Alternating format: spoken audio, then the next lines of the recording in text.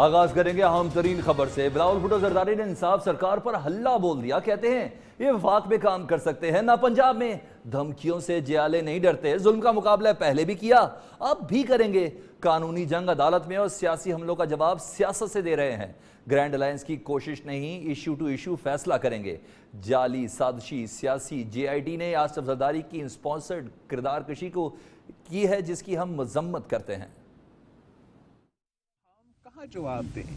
अगर ये लीगल एक हमला है, एक लीगल इशू है, तो लीगल इश्यूज को आप कोर्ट में जवाब देते हैं। मीडिया ट्रायल का we not going to be part of any media trial, हम अपना जवाब कोर्ट्स में दे रहे हैं। जो सियासी हमले हैं, हम उन सियासी हमले के सियासी जवाब दे रहे हैं। जो लीगल इश्यूज है, हम उनका लीगल जवाब दे रहे हैं। और आपके सबके सामने है कि ये जो JIT रिपोर्ट है, ये जाली झूठी JIT रिपोर्ट है। मैं जज को लीगल रिस्पांस दूंगा और सियासतदानों को सियासतदान का जवाब। नैब हो या वो दूसरे इदारे हैं, वो हुकूमत के दबाव के अंदर काम कर रहे हैं, इसलिए हुकूमत जो है उनका कोई परफॉर्मेंस नहीं है। सदर जरदारी को निशाना बनाया गया। सदर जरदारी के खिलाफ जो किरदार कशी हुई है, जो स्टेट स्पॉन्सर्ड किरदार कशी हुई है, ये बिल्कुल हम इसको कंडेम करते हैं। अब ये हम सब जानते हैं कि ये सब केसेस जाली है, झूठे हैं। हमारे पास जवाब है। जाली बैंक अकाउंट्स में JIT रिपोर्ट पर आसिफ जरदारी और फराल तालपुर ने 17 सफ़ात पर मुश्तमिल जवाब जमा करा दिया। कहते हैं दस्तावेजात को देखे बगैर इल्ज़ाम लगाना आर्टिकल 10A की खिलाफ वर्जी है। अगर अदालत ने JIT की तजवीज़ पर फैसला दिया तो अदालत की जानिब से भी आर्टिकल 10A की खिलाफ वर्जी होगी। साबिक सदर ने JIT रिपोर्ट मुस्तरद की और इस्तिताब भी कर दी।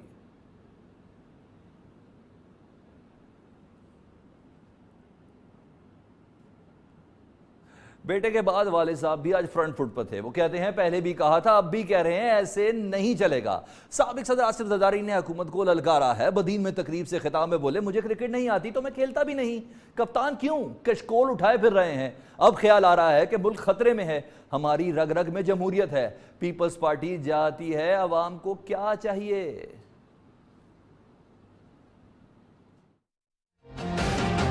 ओ बेवकूफो, ओ जाहिलो, वो नहीं डरेगा तुम्हारे ये अटकंडों से। तुम एक नहीं 50 केस बनाओ, इंशाल्लाह उनको मैं मुंह दूंगा। आने दो इन तूफानों को। हम तो इन तूफानों को देख के खुश होते हैं। ये ड्रामे तुम करे जाओ, इससे मैं और पॉपुलर होता रहूंगा। कप्तान आया है, स्टॉक पाकिस्तान का 40 बिलियन पे आ गया। इसने कशकोल लिया हुआ है, कहीं से 3 बिलियन, कहीं से 2 बिलियन, कहीं से 1 बिलियन की बात करते हैं। $50 बिलियन आपके अपने स्टॉक में आपका उड़ गया। जब मैं लास्ट टाइम जेल गया तो जेल में से इलेक्शनें जीती। हमारे शर्जील मेमन ने जेल से बैठ के इलेक्शन जीती है। जब आपको ये बातें नहीं समझ आती थी, ये नौकरी क्यों करते हो? मुझे नहीं आती क्रिकेट, तो मैंने कभी कोशिश भी नहीं की खेलने की। मैं कहता हूँ इल्जाम लगाओ कि मैंने पख्तूनों को हक दिया है, इल्जाम लगाओ कि मैंने बलोचों को हक दिया है। हमारा मुकाबला इनसे जारी है। हक और बातिल की ये जंग है, ये जंग हमेशा जारी रहेगी। हाँ, मुल्क को खतरे हैं, हम तो पहले दिन से कह रहे हैं। इलेक्शन से पहले भी आगाह किया था और उसके बाद भी कहा है कि इससे नहीं काम चलेगा। ये फाइल देखे उस पर साइन कर देगा, इससे काम नहीं चलेगा। ब्यूरोक्रेट्स को पता नहीं है। मुझे बीवी जामिन छोड़ गई है, मुझे ये जिम्मेवारी छोड़ गई है और जिम्मेवारी है आवाम की। हमने ये तय किया हुआ है कि हमने बीवी का मिशन आगे लेके जाना है। शहीद जुल्फकार अली भुट्टो का मिशन आगे लेके जाना है। इसका बिल्कुल मुतजाद जवाब भी दिया है पाकिस्तान तहरीक इंसाफ का रहनुमा और सिंध असम्बली में PTI के पार्लिमानी लीडर हलीम आदिल शेख ने। कहते हैं आसिफ जरदारी और हम नवाओं का कौमी खेल सिर्फ करप्शन ही रहा है। लोगों को हकूक देने की बजाय आसिफ जरदारी ने सारे हकूक ओमनी ग्रुप को दे दिए। हलीम आदिल शेख ने कहा कि आसिफ जरदारी ने फ़ख्र से बताया जा रहा है कि उन पर 50 केसेस हैं। गन्ने की बात करने वालों को ओमनी ग्रुप की शुगर मिलों की फिक्र खाए जा रही है। उनका कहना था कि सिंध में पानी की कमी नहीं, बल्कि आसिफ जरदारी और मुराद अली शाह की वजह से पानी चोरी हो रहा है। अलविदाई जलसों में आसिफ जरदारी और हम नवाओं का शिकस्ता लहजा अवाम देख रही है।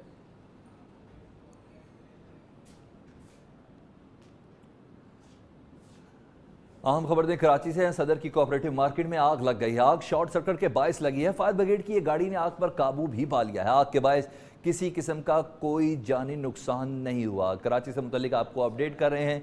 सदर कोऑपरेटिव मार्केट में आग लगी। अब तक की इतलात के मुताबिक आग शॉर्ट सर्किट के बायस लगी। ताहम फायर ब्रिगेड की एक गाड़ी मौके पर पहुंची जिसने आग पर काबू पा लिया। आग से ताहम किसी किस्म का कोई जानी नुकसान नहीं हुआ।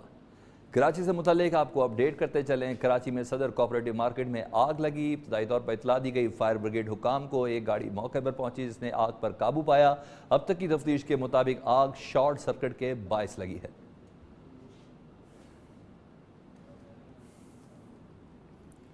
जिक्र कर लें दोस्तों का, अबू ज़ैबी से ताल्लुकात के नए दौर का आगाज हो गया। सफारती आदाब में नई रवायात भी कायम हुई। वज़ीर आज़म इमरान खान ने पहली बार किसी गैर मुल्की मेहमान का खुद इस्तकबाल किया। खुद गाड़ी ड्राइव करके मुअज़्ज़ज़ मेहमान को वज़ीर आज़म हाउस लाए। शेख मोहम्मद बिन ज़ायद को वज़ीर आज़म हाउस में गार्ड ऑफ ऑनर पेश किया गया। फ्लाई पास्ट के शानदार मुजाहरे में JF-17 थंडर तैयारों ने सलामी पेश की। अबू ज़ैबी के वली अहद की तोपों की सलामी भी पेश की गई।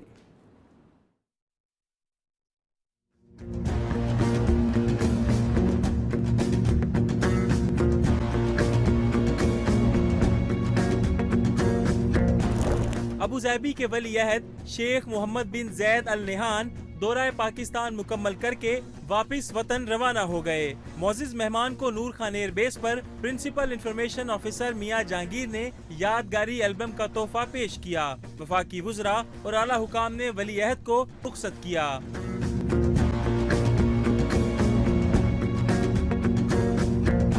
इससे पेशतर अबू ज़ैबी के वली अहद शेख मोहम्मद बिन ज़ायद बिन सुल्तान अल नहान का इस्लामाबाद आमद पर तारीखी इस्तकबाल हुआ।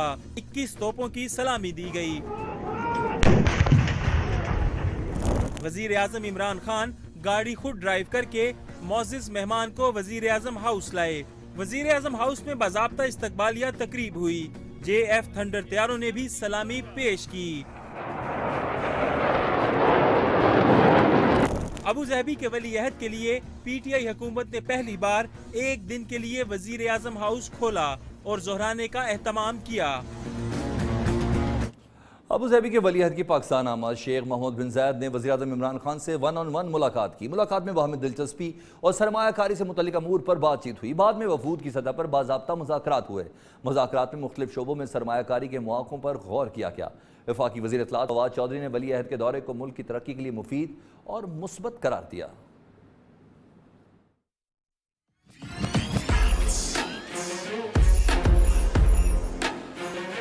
अबू धाबी के वली अहद शेख मोहम्मद बिन ज़ैद से वज़ीर आज़म की 1-on-1 मुलाकात। दो तरफा ताल्लुकात बाहमी दिलचस्पी समेत सरमायाकारी के अमूर पर तबादला ख्याल हुआ।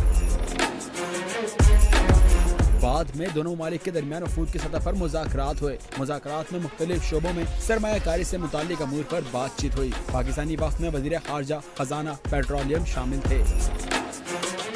वफाकी वज़ीर इत्तलात फवाद चौधरी ने वली अहद के दौरे को पाकिस्तान की तरक्की के लिए मुफीद करार दिया। उन्होंने कहा 1950 साल पहले आज से जब मैं अपने वालिद के साथ पहली बार पाकिस्तान आया था तो 1985 तक मैं पाकिस्तान आता रहा और मैं इसको अपना ही मुल्क समझता हूँ, अपना ही मुल्क गर्दानता हूँ। पाकिस्तान UAE बहुत एक दूसरे का करीबी ताल्लुक़ है।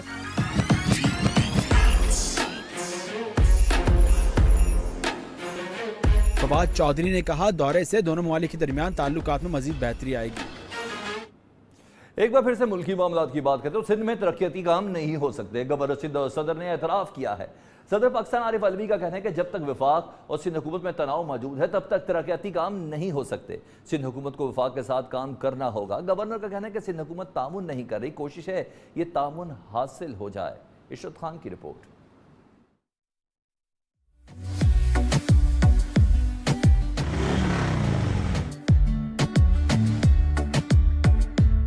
सदर पाकिस्तान आरिफ अलवी की गवर्नर हाउस में मुनक्किद करदा बाइक शो में शिरकत। इस मौके पर उनका कहना था कि इमरान इस्माइल अच्छा काम कर रहे हैं। जब तक वफाक और सिंध हुकूमत में तनाव मौजूद है तब तक तरक्याती काम नहीं हो सकते। ये जो एक्टिविटीज़ हैं इस एतबार से मैंने सुना ये है कि गवर्नर साहब कोई और भी कल्चरल एक्टिविटीज़ के अंदर मुशायरा और अदब के एतबार से कोई फेस्टिवल भी करने जा रहे हैं, लिटरेरी फेस्टिवल भी करने जा रहे हैं। तो ये सारे सेंटर जो है ना ये इस माना करके आवाम के लिए ओपन हो। प्रेसिडेंट हाउस के अंदर हमने मुशायरा भी किया और वैसे भी आवाम के लिए खोला, तो ये अच्छी एक्टिविटीज़ हैं। गवर्नर सिंह का कहना था कि गवर्नर हाउस को आवाम के लिए खोल दिया है। गुज़िश्ता चंद माह में जो सरगर्मियां गवर्नर हाउस में हुई हैं वो पिछले 40 साल में भी नहीं हुई। ये गवर्नर हाउस और इस तरह के दूसरे जो बड़े हाउसेस हैं जो नो गो एरिया आवाम के लिए होते थे, ये अब खोल दिए गए इनके दरवाजे।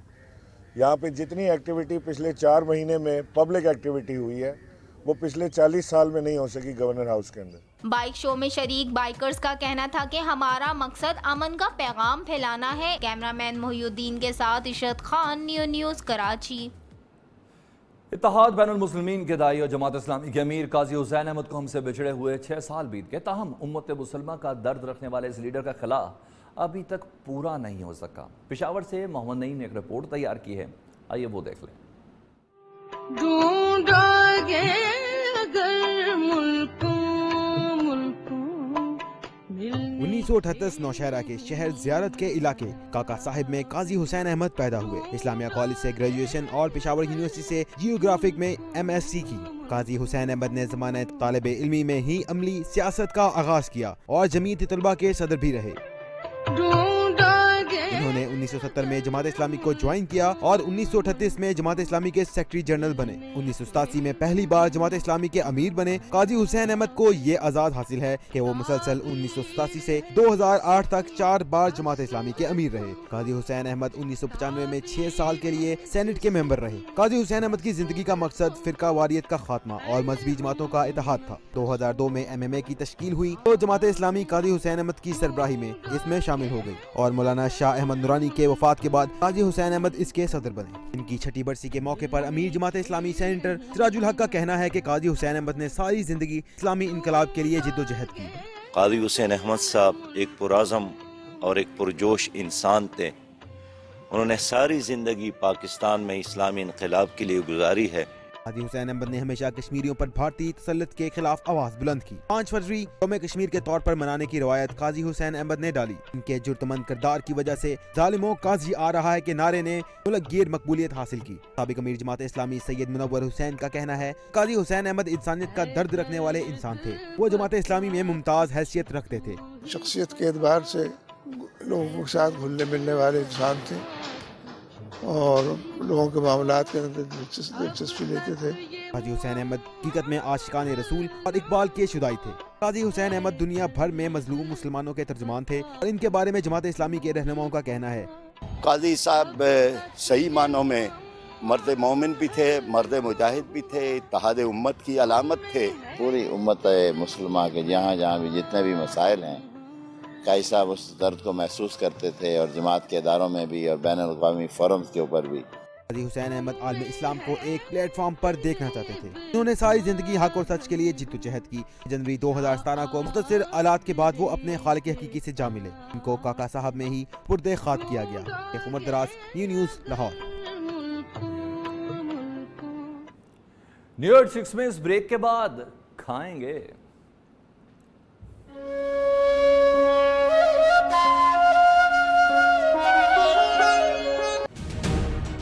सरसों का साग और मकई की रोटी।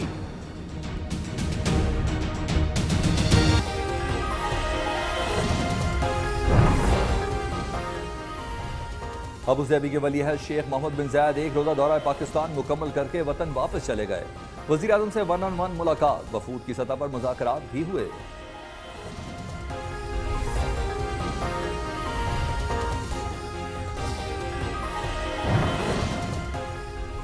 ये वफाक में काम कर सकते हैं ना पंजाब में। बिलावल भुट्टो जरदारी कहते हैं जाली साजिशी सियासी GIT ने आसिफ जरदारी की स्पॉन्सर्ड किरदार कुशी की।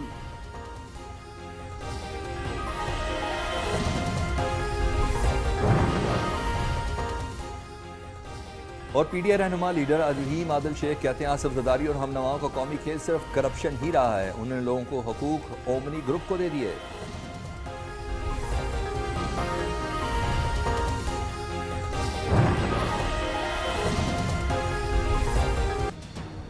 आशियाना हाउसिंग स्कैंडल केस में वादा माफ गवाह बनने से भी जान न छूटी। नैब ने LDA के साबिक चीफ इंजीनियर इसरार सईद के खिलाफ एक और इंक्वायरी शुरू कर दी। इसरार सईद पर फाइनेंशियल रूल्स की खिलाफ वर्जी करते हुए कौमी खजाने को करोड़ों रुपए का नुकसान पहुंचाने का इल्जाम है। इसरार सईद ने मुबैना तौर पर LDA के फेज 1 के PC1 मंसूबे को बदला और निजी कंपनी के साथ 87 करोड़ के मुआहदे को 2 अरब रुपए से जायद का बना दिया।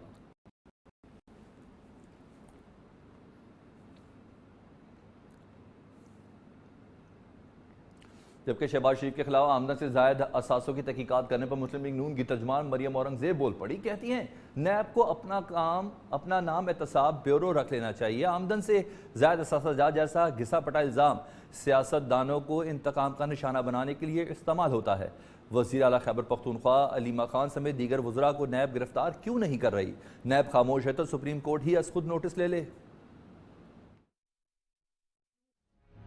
नेशनल अकाउंटेबिलिटी ब्यूरो को अपना नाम बाज़ाब्ता तौर पर नून अकाउंटेबिलिटी ब्यूरो रख लेना चाहिए। एसिड बियॉन्ड मीन्स वही घिसा पिटा फरसूदा इल्जाम जो सियासी इंतकाम के लिए नैब के काले कानून को इस्तेमाल करके सियासी लोगों के खिलाफ किया जाता है। इस एहतसाब के नाम पर जो सियासी इंतकाम नैब के कानून को इस्तेमाल करके किया जाता है उसमें शरीफ खानदान और पाकिस्तान मुस्लिम लीग नून अल्लाह ताला के फजलो करम से हमेशा सुरखरू हुई है। सवाल ये पैदा होता है कि नैब न्याजी गठजोड़ क्यों खामोश है केपी के सीएम के मालम जब्बा केस के ऊपर, क्यों अलीमा बाजी के केस के ऊपर जो कि इलीगल प्रॉपर्टी साबित हो चुकी है, मनी लॉन्ड्रिंग साबित हो चुकी है, जो इमरान खान की बेनामीदार है, क्यों नैब खामोश है?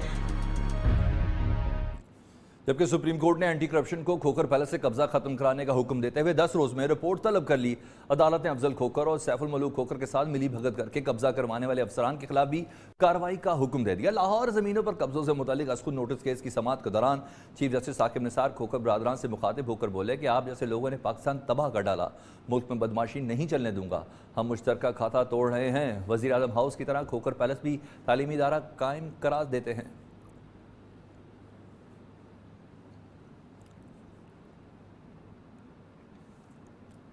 उधर कराची में चिड़ियाघर के खिलाफ तजावजात के खिलाफ ऑपरेशन मुकम्मल हो गया। 405 दुकानें और दफातर मस्मार कर दी गई। मुतासरा दुकानदारों ने मुतबादिल जगह फराम करने का मुतालबा किया है। कराची चिड़ियाघर के एहतराम में गैर कानूनी दुकानों और दफातर मस्मार करने के लिए ऑपरेशन दूसरे रोज भी जारी रहा। KMC के सीनियर डायरेक्टर बशीर सदीकी के मुताबिक ऑपरेशन के बाद मलबा उठाया जा रहा है। ऑपरेशन के लिए KMC को पुलिस, रेंजर समेत मुतादिद इदारों की मुआवनत हासिल थी।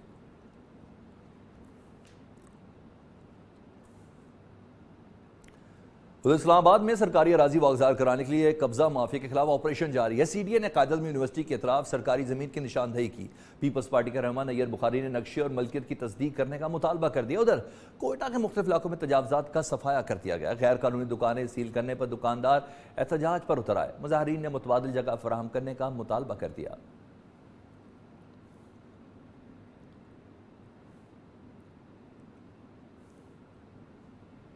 खबर दें कि लाहौर पुलिस तालीमी इदारों में मंशियात का इस्तेमाल रोकने में नाकाम है। शहर में 1900 से ज्यादा रिकॉर्ड याफ्ता मंशियात फरोश पुलिस की पहुंच से दूर है। इंतहाई मतलूब मंशियात फरोशों में खवातीन मंशियात फरोश भी शामिल हैं। मतलूब मंशियात फरोशों के खिलाफ मुख्तलिफ थानों में 4700 से ज्यादा मुकदमात दर्ज हैं। इस हवाले से बात कर लेते हैं अपने नुमाइंदे हमाद असलम से। जी हमाद असलम, इसे तो चिराग तले अंधेरा कहेंगे। जी बिल्कुल, लाहौर के तलीमी इदारों इसके गिरदोनवा में मंशियात फरोशी का धंधा अरूज पर है और मंशियात तेजी से तालिब इल्मों में भी फैली जा रही है, जिसके बाद लाहौर पुलिस ने कार्रवाई करने का फैसला किया है। लेकिन लाहौर पुलिस के अपने रिकॉर्ड में जो डाटा मेंटेन किया गया था, जो 1900 से ज्यादा मंशियात फरोश हैं, रिकॉर्ड याफ्ता हैं, इनको एक भी इनमें से मुलजम गिरफ्तार ना किया जा सका है और रवायती पुलिस की कार्रवाइयाँ जारी हैं और एक जो मुलजमान है उनको गिरफ्तार करके झूठे मुकदमे में फंसाया जा रहा है और उनके खिलाफ कार्रवाई अमल में लाई जा रही है। लेकिन लाहौर पुलिस के जो अपने अच्छा हमाद, ये मुमकिन लग रहा है कि पुलिस की मंशा के बगैर मंशियात की सप्लाई हो रही हो लाहौर में? जी बिल्कुल, इस हवाले से जराये का कहना है कि पेड क्राइम होता है और इलाके में हर थानेदार मंथलियाँ लेता है। मंथलियाँ लेने के बाद मंशियात फरोश इस मकरू धंधे को चलाते हैं। लेकिन लाहौर पुलिस की तरफ से जो आला अफसरान है वो कार्रवाई करने का फैसला कर लिया है और उनका ये भी मौक़िफ़ है कि जो थानेदार मंशियात फरोशों के खिलाफ कार्रवाई नहीं कर रहे और मंथलियाँ ले रहे हैं उनके खिलाफ भी भरपूर क्रैकडाउन किया जाएगा और उनको आइंदा SHO की पोस्टिंग भी नहीं दी जाएगी। जी न जाने ये क्रैकडाउन कब किया जाएगा। बहुत शुक्रिया हमाद असलम।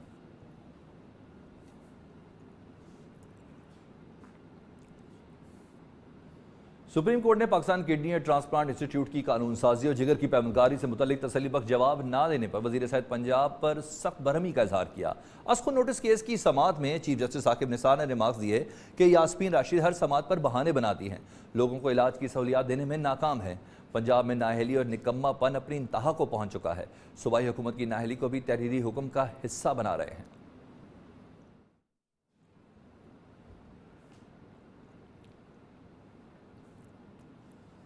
हेपेटाइटिस का इंजेक्शन महज 310 रुपए में दस्तयाब हो सकता है। डॉक्टर रियाज ने इंजेक्शन इजाद कर लिया। अरबों रुपए मुनाफे पर पड़ा हुआ मल्टीनेशनल कंपनियों ने डॉक्टर रियाज को मुकदमात में ही उलझा दिया। हेपेटाइटिस और मसनूई जल्द से मुतल्लिक तहकीक और अद्वियात की तैयारी से मुतल्लिक मफाद आमा की दरख्वास्त पर सुप्रीम कोर्ट ने खसूसी कमेटी के अरकान, वफाकी वज़ीर सेहत, चेयरमैन HEC समेत UHS और पंजाब यूनिवर्सिटी के वाइस चांसलर्स को तलब कर लिया।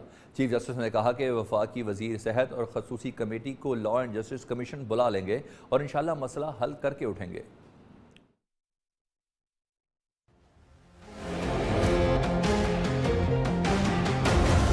मल्टीनेशनल कंपनियां आवाम को सस्ती अद्वियात की फराहमी में बड़ी रुकावट। मफाद आमा की दरखास्त पर सुप्रीम कोर्ट में समाअत। चीफ जस्टिस ने 11 रुकनी खसूसी टीम और वफाकी वज़ीर सेहत समेत चेयरमैन HEC पंजाब यूनिवर्सिटी और UHS के वाइस चांसलर को तलब कर लिया। चीफ जस्टिस ने रिमार्क्स में कहा, डॉक्टर रियाज के साथ जो हुआ उस पर दुख है। जस्टिस एजाजुल हसन बोले, मल्टीनेशनल कंपनियों की जेब पर हाथ जो डाला गया। ड्रैब के चीफ एग्जीक्यूटिव ने बताया, इंजेक्शन और मसनूई जिल के बारे में तहकीक कमेटी तजवीज़ कर चुके, नोटिफाई होना बाकी है। चीफ जस्टिस ने रिमार्क्स दिए, वफाकी वज़ीर सेहत समेत committee law and justice commission बुला लेते हैं, इंशाअल्लाह मसला हल करके उठेंगे। वज़ीर आला पंजाब सरदार उस्मान बुज़ा इतवार की तातील के रोज़ जिला शेखुपुरा के अचानक दौरे पर पहुंच गए। वज़ीर आला ने डिस्ट्रिक्ट हेडक्वार्टर अस्पताल शेखुपुरा का दौरा किया और हरन मीनार समेत शहर के मुख्तलिफ इलाकों में भी गए। वज़ीर आला ने ट्रामा सेंटर में जख्मी बच्चे को मुफ्त अद्वियात न मिलने पर डॉक्टर को मुअत्तल करने के अहकाम जारी कर दिए।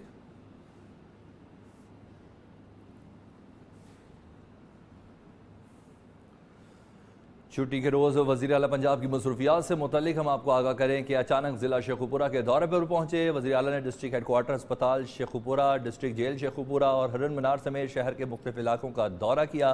फिलफौर एक्शन भी लिया उस जगह पर जहाँ ट्रामा सेंटर था। जख्मी बच्चे को मुफ्त अद्वियात नहीं मिल रही थी, तभी डॉक्टर्स को मुअत्तल करने के अहकाम उन्होंने जारी कर दिए।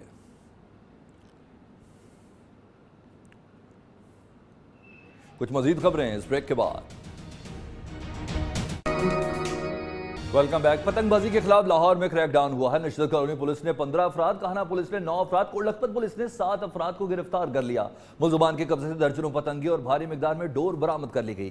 तमाम अफराद के खिलाफ काइट फ्लाइंग एक्ट की खिलाफ वर्जी पर कुल 31 मुकदमा दर्ज कर लिए गए।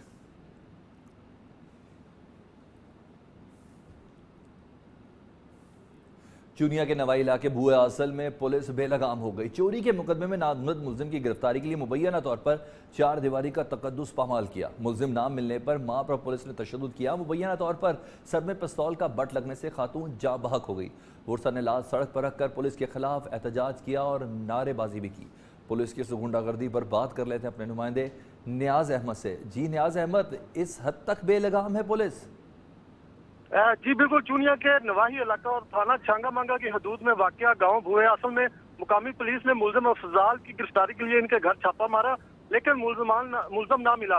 अहले इलाका के मुताबिक पुलिस ने दौरान रियायत तफ्तीश के घर से नौजवान की वालदा ज़ैनब बीबी पर तशद्दुद शुरू कर दिया, जो पुलिस से यही कहती रही कि मेरा बेटा बेगुनाह है और इस पर जो मुकदमा बना वो झूठा है।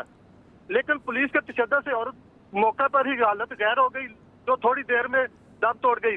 बुरा साहब पुलिस गर्दी के खिलाफ लाश को रोड पर रखकर एहतजाज किया और आला हुकाम से इंसाफ की अपील की है। जी बहुत शुक्रिया नियाज।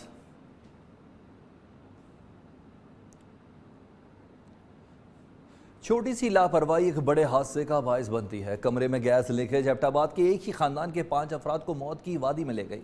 मरने वालों में मियाँ बीवी और उनके 3 बच्चे शामिल हैं। अहले इलाका ने दरवाजा तोड़कर खोला तो पूरे खानदान को मरा हुआ पाया। पुलिस ने लाशें तहवील में लेकर तहकीकात शुरू कर दी।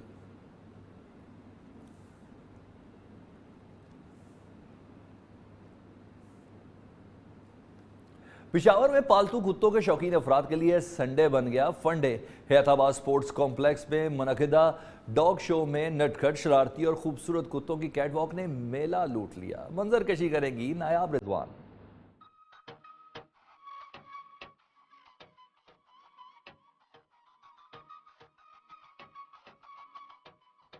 Chinese shih tzu, German shepherd, Alaskan husky और बुलडॉग, इन सभी नायाब नस्ल के पालतू कुत्तों को लाया गया पेशावर के ब्रेड डॉग शो में, जिन्हें देखने के लिए शौकीन अफराद का जमे गफीर जमा हो गया।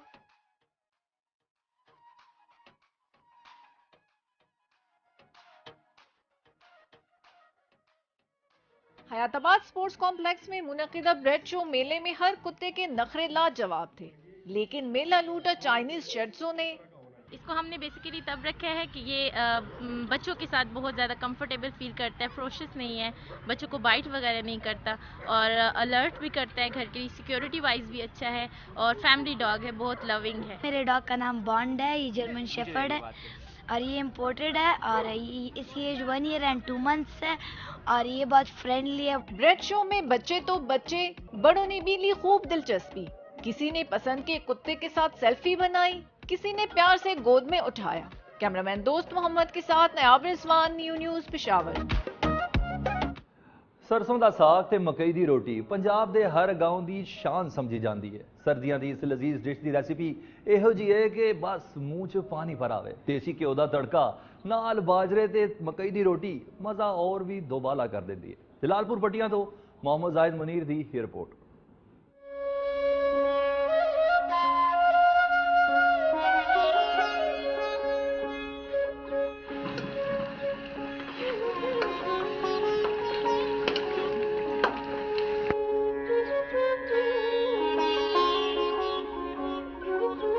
सरसों दा साग ते मकई दी रोटी पंजाब की शान, हर गांव की पहचान। सर्द मौसम में धरती माँ के सोने सौगात का भरपूर मजा लेना है तो सरसों के साग को मिट्टी के बर्तन में पकाएं।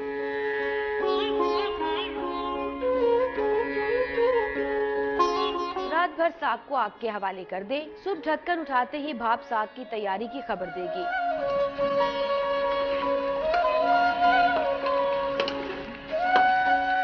देसी घी का तड़का लगाएं। दस्तरखान पर बाजरे की रोटी, मक्खन और लस्सी हो तो मजा और भी दोबाला हो जाए। सर्दियां शुरू होती हैं, साग का मौसम भी शुरू हो जाता है, दोस्त अहबाब इधर इकट्ठे हो जाते हैं और हम साग जो इधर पकाते हैं, साथ ही मक्की की रोटी, मक्खन और ये सारा कुछ लवाजमात दोस्त बहुत इंजॉय करते हैं। खवातीन घर में गर्मा गर्म साग पका हो तो मोहल्लेदारों को भी देना पड़ता है, ना दें तो साग बचेगा या ताल्लुक। पंजाब की असल पहचान सरसों के साग और मकई की रोटी से बेहतर और कोई नहीं।